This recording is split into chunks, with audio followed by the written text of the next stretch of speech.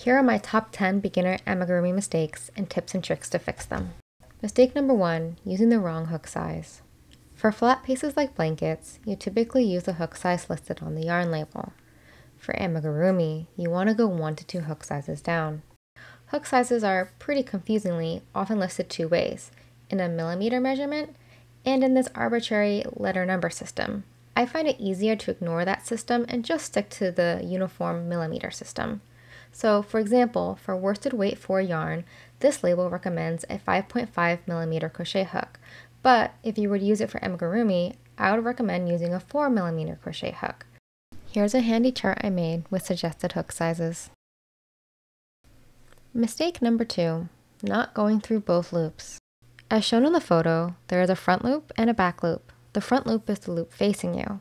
Unless the pattern specifies otherwise, or you're trying to do an invisible decrease stitch, you should be working through both loops for your standard stitches, such as the single crochet, half double crochet, and double crochet stitches. Mistake number 3, crocheting inside out.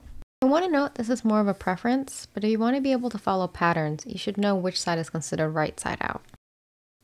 When making amigurumi, there is a right side out and an inside out. There's one easy trick to be able to tell which is which.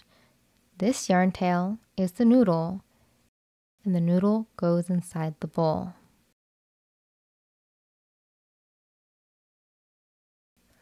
When doing it correctly, you'll want to crochet from the outside and insert your hook towards the center. Mistake number 4, not checking if the pattern is written in US or UK terms. The US and the UK confusingly call different stitches by the same name. Here's a chart of some critical differences. Mistake number 5, starting with black yarn. This doesn't apply if you already know the basics, but if you're still trying to learn the basic stitches and have a hard time seeing them, keep in mind that it is really hard to see what you're doing with black or dark yarn. If you still want to try, be sure to have good lighting or try using a neck light. Mistake number 6, not being careful with limb placement. You can put a lot of effort into a piece and then screw it up by placing the eyes or limbs weirdly. This piece looks great from the side, but if you turn it, you can see I messed up the eye and spike placement.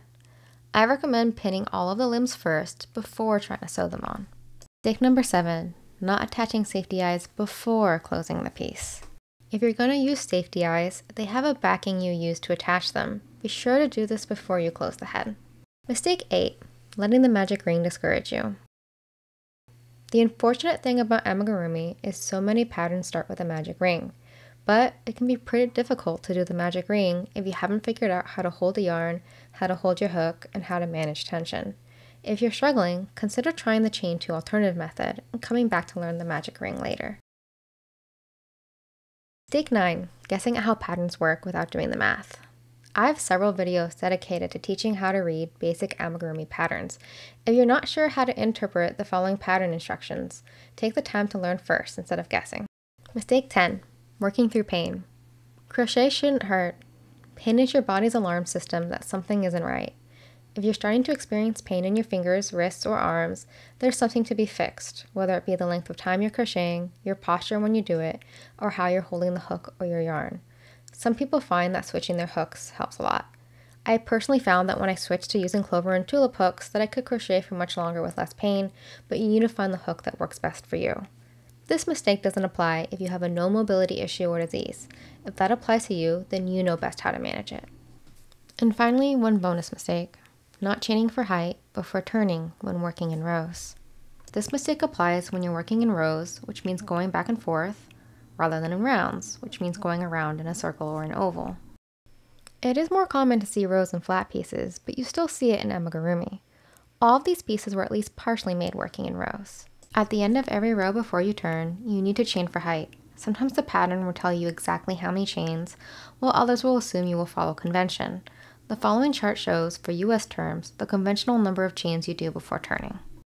And finally, I would like to show you on the left my first ever crochet piece, and on the right, the redone version I did a few months later. I made this unicorn about a year after making that funky narwhal.